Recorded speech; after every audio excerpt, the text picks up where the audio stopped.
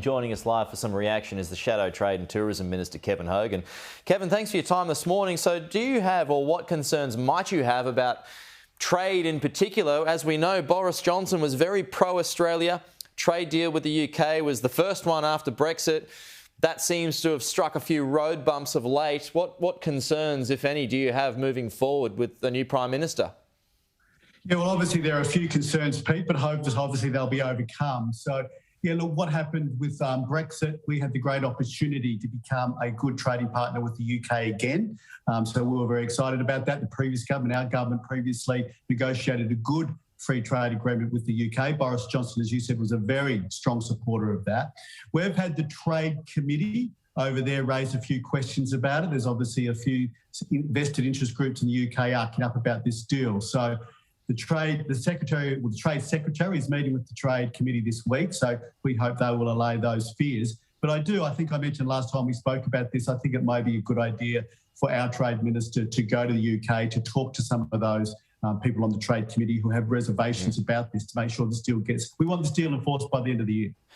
Yeah, well, the new Trade Minister, he's certainly got a fair bit on his plate at the moment on a few different fronts, in particular China as well. There is some promising sounds coming out of the G20, which could mean a meeting between Penny Wong and her Chinese counterpart. Have you got some hopes here that eventually the trade barriers could break? Look, absolutely, Pete. I mean, we didn't want the Chinese to ever slap the tariffs on our goods that they did. You know, we're already appealing against the wine and the barley with tariffs within the WTO process, so that's good. But look, if the relationship is starting to thaw, I think that's a positive thing. I will be interested, though. Remember this, if you like, the relationship started to freeze because of the Chinese attitude towards us. So they did slap 14 conditions on us to when we were in government about what would have to happen for our relationship to get better. Now, all those 14 conditions are unacceptable to us. They attach it to our sovereignty.